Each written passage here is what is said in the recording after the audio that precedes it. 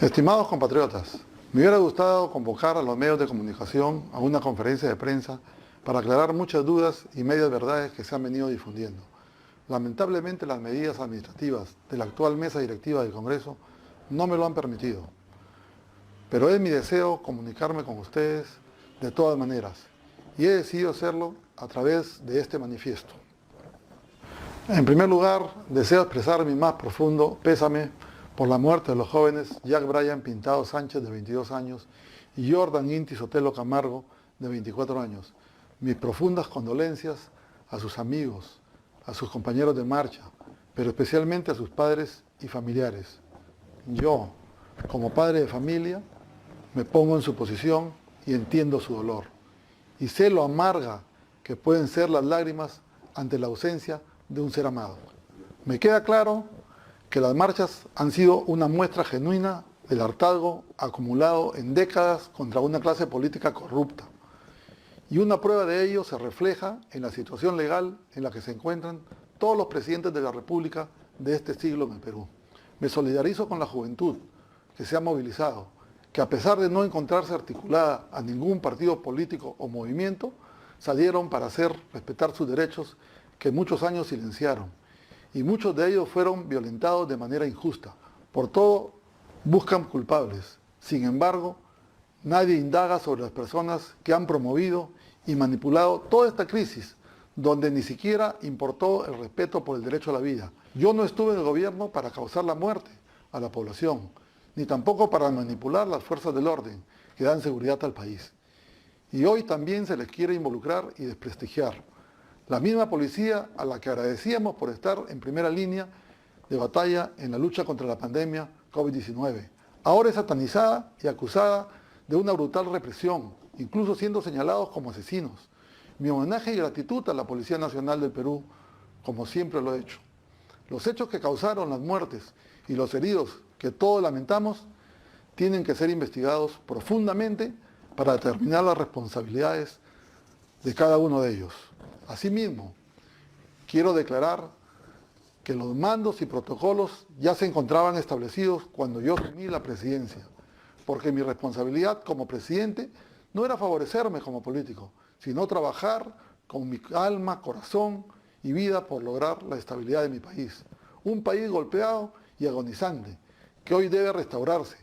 Me queda la sensación de que existieron manos oscuras que tuvieron por intereses provocar la violencia, el caos, la muerte, para culpar al gobierno de turno.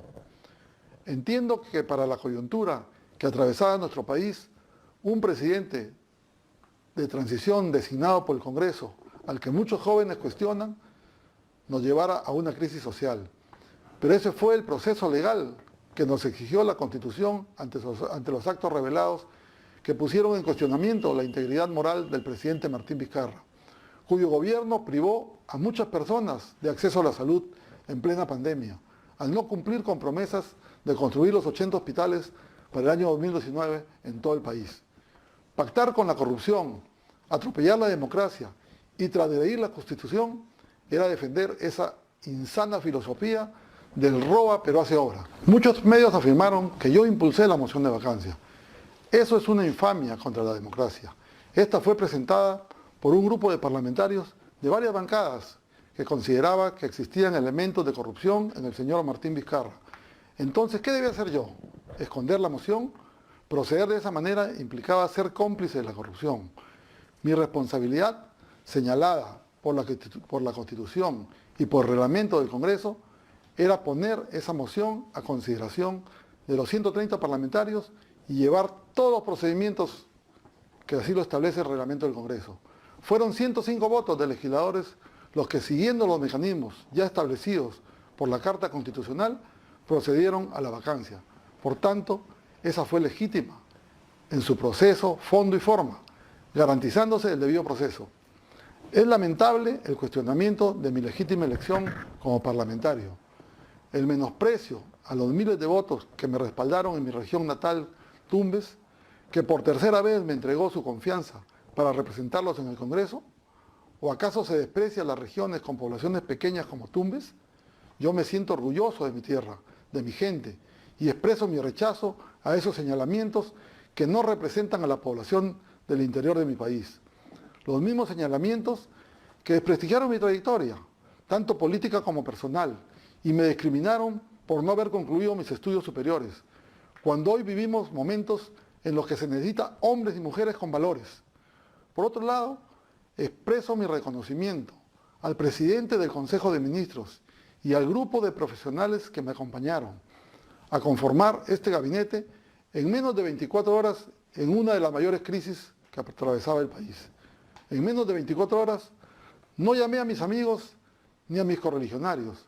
Se nombró un gabinete con carácter plural y diverso, tanto política como sectorialmente.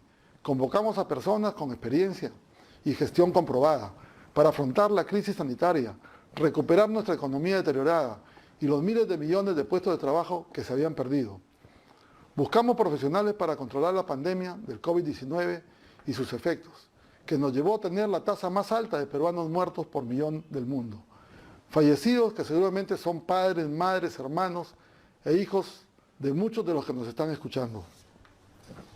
Muchas falsedades se han dicho, que con mi designación a la presidencia se iba a postergar las elecciones. Falso. Que se iba a permitir la reelección de los parlamentarios. Falso. Que era un presidente usurpador y golpista. Falso. Que iba a permitir el licenciamiento de más universidades. Falso. Que iba a indultar a don Tauro Humala. Falso. Que iba a recortar programas sociales como Pensión 65 y otros. Falso. Y muchas cosas más. Pero eso sí digo, muy pronto las cosas quedarán esclarecidas. Y no solo la historia juzgará, también la justicia. Yo fui presidente constitucional de la República y dentro de mis atribuciones logré firmar la ley que fortalece los ingresos y las inversiones de los 25 gobiernos regionales para una mejor descentralización. La ley de devolución de aportes de la AFP que beneficia a millones de peruanos que en estos momentos se encuentran atravesando una difícil situación económica.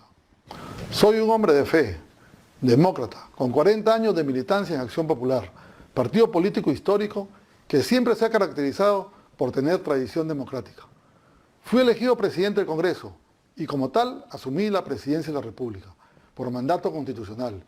Si di un paso al costado, fue para impedir que aquellos que buscaban el caos y la violencia logren sus objetivos con más sangre. Si en estos días opté por el silencio, fue para evitar cualquier perturbación al recambio constitucional.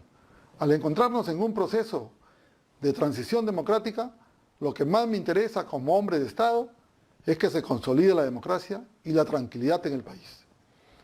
Compatriotas, durante mi gestión planteé el retiro de la plancha presidencial de candidatos de mi partido, Acción Popular, y lo hice para que no existan dudas que conduciría un proceso electoral imparcial, tal y como lo hizo Valentín Paniagua hace 20 años. Exhorto al presidente Francisco Sagasti y a su agrupación política del Partido Morado, hoy partido de gobierno, el retiro de su plancha presidencial, para que de esta manera se garantice el desarrollo de un proceso electoral neutral y transparente. Es lo que el Perú necesita y espero que nadie se corra de esta responsabilidad.